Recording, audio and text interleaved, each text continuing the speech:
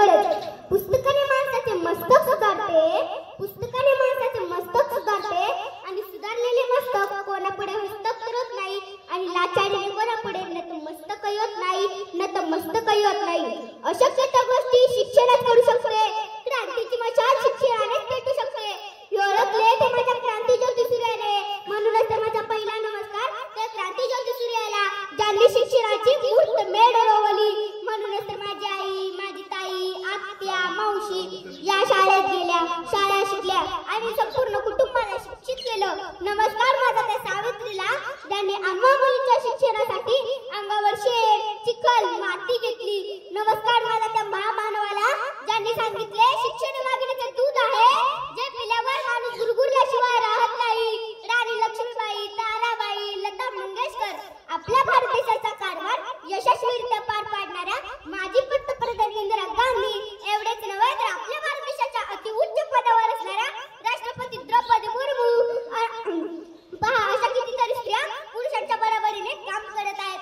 सांगा, तुम्ही सांगा, कोठे कमी आजकालची स्त्री कर्तृत्वानं सामर्थ्याची ओढून नवी झालं र, कर्तृत्वानं सामर्थ्याची ओढून नवी झालं र. स्त्री शिक्षणानेच केला आहे जागरण, स्त्री शिक्षणानेच केला आहे जागरण. शिक्षणामुळे स्त्रियांच्या जीवनात क्रांती घडत आहे. शिक्षणाच्या चळवळीतूनच स्त्रीने घरोघरी ज्ञानाचा दिवा पेटवला आहे. प्रत्येक क्षेत्रात स्त्री पुरुषाच्या खांद्याला खांदा लावून उभी आहे. ते शिक्षणामुळेच. किती सामर्थ्य तुझ्या या हाती फुलवीत पाषाणातून ज्योती, किती सामर्थ्य तुझ्या या हाती फुलवीत पाषाणातून ज्योती. गुंडांशी 2 हात करणारी IPS किरण बेदी, अवकाशात झेप घेणारी पहिली वैमानिक सौदामिनी देशमुख, अंतराळवीर कल्पना चावला, सुनीता विल्यम, सायना नेहवाल, अनाथांची वैशिष्ट्य सपकाळ असो, आजच्या काळात स्त्री नक्कीच बदलली आहे. ते शक्य झाले शिक्षणामुळेच. महात्मा फुले म्हणतात ना, विद्येविना मती गेली, मतीविना गती गेली, गतीविना नीती गेली, नीतीविना विद्या गेले, विद्याविना शूद्र कचले. इतके सगळे अनर्थ एकाच विद्येने केले, इतके सगळे अनर्थ एकाच विद्येने केले. म्हणूनच तर मी पूर्ण समाजाला मनापासून सांगू इच्छिते, स्त्रीला शिकवा, स्त्रीला शिकवा, कारण स्त्री होईल जेव्हा शिक्षित तेव्हा कुटुंब होईल सुरक्षित. नभामध्ये चालण्यामधील तारका व्हायला तिला साथ द्या. ती शिक्षणाचीच धरू द्या आता स्त्रीला शिक्षणाची. सुजाण नागरिक आहे ती भविष्याची. खुली करा कवाडे स्त्री शिक्षणाची, घुमू द्या वारे स्त्री मुक्तीची, घुमू द्या वारे स्त्री मुक्तीची. पण ही सगळी झाली नाण्याची एक बाजू. दुसरी बाजू म्हणजे काय, ओहो तुम्ही तिला जन्माला घालता पण मुलाप्रमाणे समानतेची वागणूक द्यायला विसरता.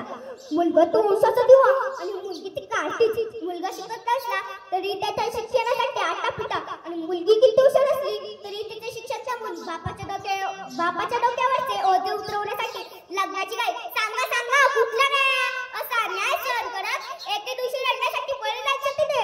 जसे कंपनी तिला प्रोडक्ट वेगळे करते तसे तिला त्रास देण्याचे प्रकार वेगळे झाले आहेत.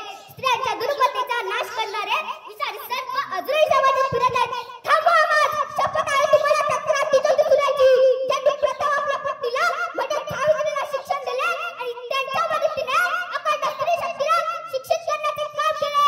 कारण एक स्त्री शिकली तर ती संपूर्ण कुटुंब शिक्षित करते. मात्र एक पुरुष स्वतः पुरता शिकतो. म्हणूनच तर स्त्री शिकली पाहिजे. सर्व स्त्रियांना माझं आव्हान आहे की समाजातील अन्याय अत्याचाराला बळी पडू नका. सर्व बंधनांच्या बेड्या तुम्ही झुगारून द्या.